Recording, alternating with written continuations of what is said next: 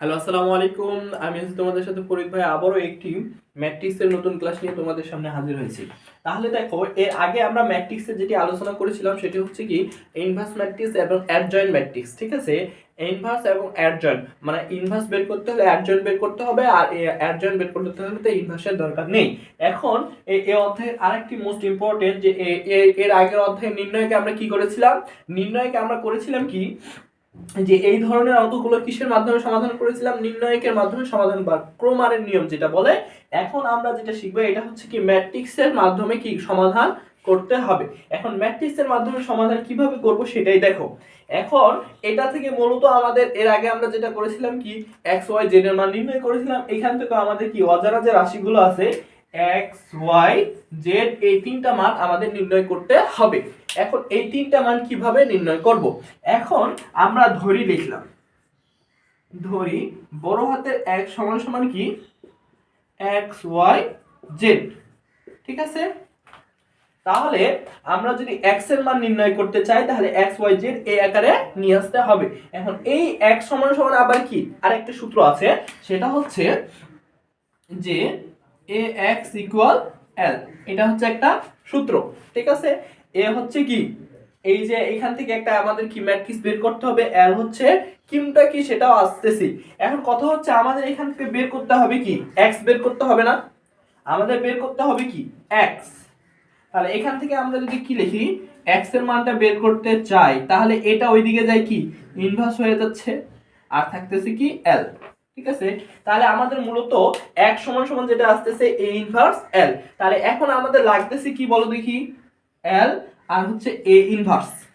ঠিক আছে, এখন a ইনভার্স তো আমরা বুঝলাম যে একটা যদি a ম্যাট্রিক্স দেওয়া থাকে তাহলে সেই ম্যাট্রিক্স থেকে আমরা কি ইনভার্স ম্যাট্রিক্স বের করতে পারবো, কিন্তু l কি। ঠিক আছে, আর x সমান সমান তো আমরা ধরে নিয়েছি x y z। ঠিক আছে, এখন আমি তোমাদের দেখাবো যে l জিনিসটা কি আর a ইনভার্স কিভাবে নির্ণয় করব। তো ততক্ষণ পর্যন্ত তোমরা এটা একটু মনে রাখো যে আমরা বের করব কি কি। আমি একটু কর্নারে এটা লিখে রাখতেছি যে আমাদের x সমান সমান বের করতে হবে a ইনভার্স l। ঠিক আছে, এখন কথা হচ্ছে x সমান সমান এটা আমরা ধরে নিছি। এবার a সমান সমান আমাদের তো একটা ম্যাট্রিক্স লাগবে, ম্যাট্রিক্স যদি না হয় তাহলে তো আমরা a ইনভার্স বের করতে পারবো না। তো এই a সমান সমান যে ম্যাট্রিক্সটা সেটা আমরা কিভাবে বের করব, সেটা হচ্ছে আমরা কি করব এই পর্যন্ত দেখব, এটা দেখব না। এই যে ইকুয়ালের বাম পাশে যেগুলো আছে সেগুলো থেকে আমরা কি এ ম্যাট্রিক্স একটা নির্ণয় করব x y z এর কি থেকে সহরাশি সহগুণকের সাথে। এ কি এই যে x y z এর সাথে যে সমস্ত কি আছে সহগুণক আছে সেই সহগুণকের সাথে আমরা কি করব,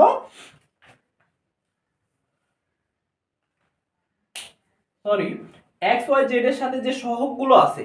ঠিক আছে, যেমন x এর সাথে কি আছে এখানে কিছু নাই মানে 1 আছে, z এর সাথে কি y এর সাথে কিছু নাই মানে 1 আছে, z এর সাথে কিছু নাই মানে 1 আছে। এই সমস্ত জিনিসগুলো যার সাথে যেটা আছে সেটা নিয়ে আমরা কি করব একটা a ম্যাট্রিক্স তৈরি করব।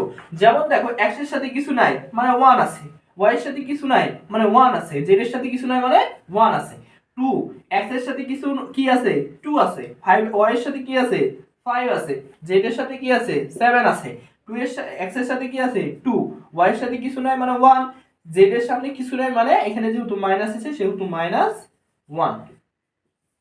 এই দেখো এই একটা ম্যাট্রিক্স আমরা অলরেডি তৈরি করে ফেলেছি। তাহলে এ আমি যদি একটা ম্যাট্রিক্স বের করে নিতে পারি এখান থেকে তাহলে আমি কি এ ইনভার্স ম্যাট্রিক্সটা বের করতে পারবো না। এই ইনভার্স ম্যাট্রিক্সটা বের করা আমার জন্য খুবই ইজি হয়ে যাবে, কারণ এর আগে আমরা এই ধরনের একটা জিনিস থেকে এই ইনভার্স ম্যাট্রিক্স বের করা শিখছি। কিভাবে শিখছি, আমাদের সর্বপ্রথম কি করতে হবে বলো দেখি, এই ম্যাট্রিক্স থেকে A20 A11 A21 A22 sorry A12 A13 A21 A22 A23 A31 A32 A33 যত পর্যন্ত শুধু কি চিহ্নের মাধ্যমে আমাদের কি হতে প্রত্যেকটা কি সহগুণক বের করতে হবে। তাহলে এখান থেকে আমরা কি একটা মান পাবো, প্রত্যেকটা যে মান পাবো সেখান থেকে আমরা কি করব আবার নতুন একটা ম্যাট্রিক্স তৈরি করব যেটার নাম দিব আমরা কি বি ম্যাট্রিক্স। ঠিক আছে, বি ম্যাট্রিক্স তৈরি করলাম। বি ম্যাট্রিক্স তৈরি করার পরে আমরা কি করব, এটাকে আবার কি করব, ট্রান্সপোর্ট তৈরি করব। মনে করলাম যে এখানে আমরা বি ম্যাট্রিক্সটা পাইলাম 4 3 2, কি রে এই ক্লাস নিচ্ছি।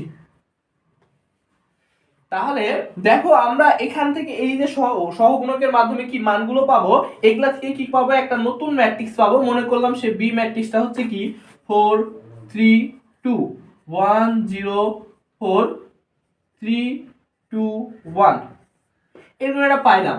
প্লাস মাইনাস আকারে যাই পাই এটা আমি এটা ধরে নিছি। এটাকে আমাদের কি করতে হবে, অ্যাডজয়েন্ট বের করতে হবে। অ্যাডজয়েন্ট বের করতে হবে। অ্যাডজয়েন্ট কিভাবে বের করব বলো দেখি। অ্যাডজয়েন্ট বের করার নিয়ম কি, এটাকে আমরা কি করব, সারিতে আছে কলামে করে দিব, ট্রান্সফার করে দিব। সেটা হচ্ছে কি 4 3 2 1 0 4 3 2 1। তাহলে আমাদের কি বের হয়ে গেল, অ্যাডজয়েন্ট ম্যাট্রিক্স বের হয়ে গেল। এখন আমাদের মূলত লক্ষ্য কি বলো দেখি, এ ইনভার্স বের করা। তাহলে এ ইনভার্স সমান সমান আমরা কি জানি বলো দেখি, এ ইনভার্স সমান সমান কি, অ্যাডজয়েন্ট ডিভাইডেড বাই কি, এ এর নির্ণায়কের মান। তাহলে এ এর নির্ণায়কের মানটা আমরা কি করব, বের করে নিব আলাদা করে। এ এর নির্ণায়কের মানটা এখান থেকে এই যে 1 1 এর সাথে কি 5 5 এর সাথে 1, তাহলে 5 1, তারপর হচ্ছে কি প্লাস মাইনাস মাইনাস 7 একে 7, এভাবে আমাকে নির্ণায়কের মানটা বের করে নিতে হবে। ধরলাম সাপোজ নির্ণায়কের মান কত 2, নির্ণায়কের মান কত 2। তাহলে এখন অ্যাডজয়েন্ট মানের উপরে দিয়ে আমাকে কি করতে হবে, নির্ণায়কের মানটা এই যে এ এর নির্ণায়কের মানটা এখানে আমরা বসাই দিব। এই যে যদি নির্ণায়কের মানটা এখানে বসাই দেই তাহলে আমাদের কি বের হয়ে যাবে বলো দেখি, অ্যাডজয়েন্ট মাইনাস ইনভার্স এ, ইনভার্স এর মানটা আমরা কি পেয়ে যাব। আমরা যদি এখানে ইনভার্স এর মানটা পেয়ে যাই তাহলে দেখো আমাদের কিন্তু অঙ্কে কি হয়েছে, x এর মান আমরা এটা পাইছি, ধরছি x y z, এই ইনভার্সের মানটা আমরা এখান থেকে পাইলাম, যেভাবে এর আগের অঙ্কে আমরা শিখেছি ইনভার্সের মান কিভাবে বের করব। ঠিক আছে, এর আগের ক্লাসটা না দেখলে অবশ্যই এই ক্লাসটা দেখতে হবে, ওই ক্লাসটা দেখতে হবে, নাহলে এই ক্লাসটা অনেকটা তুমি বুঝতে পারবে না। ঠিক আছে, আগের পার্টটা অবশ্যই দেখবা। তাহলে এই ইনভার্সের মানটা এখন পাইলাম। এখন কথা হচ্ছে দুইটা জিনিস পাইছি, x পাইছি, এই ইনভার্স পাইছি। l কি, lটা কি, lটা হচ্ছে কোনো কঠিন কিছুই না। l হচ্ছে কি, lটা দেখো, l হচ্ছে এই যে এখানে যে মানগুলো আছে সেটাই হচ্ছে কি l, এখানে যে মানগুলো দেওয়া আছে সেটাই হচ্ছে আমাদের কি l। তাহলে ওখানে দেখো কি দেওয়া আছে 9 5 2 0 হয়ে গেল। এখন দেখো a ইনভার্স পাইলাম, এখানে a ইনভার্স পাইলাম, l পাইলাম, এক সমান সমান জানি। তাহলে এখন আমরা কি করতে পারবো না, এটা সলভ করতে পারবো না, একবারই পারবো। কিভাবে পারবো দেখো,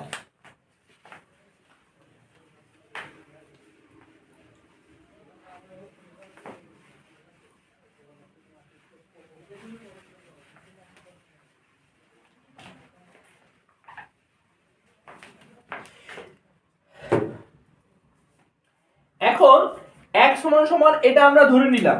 এখন এই ইনভার্স যেটা আছে এটার মান আমরা মনে করলাম, এটার মান আমরা একটা ধরে নিলাম। ঠিক আছে, তোমরা অঙ্ক করবা, সলভ করবা।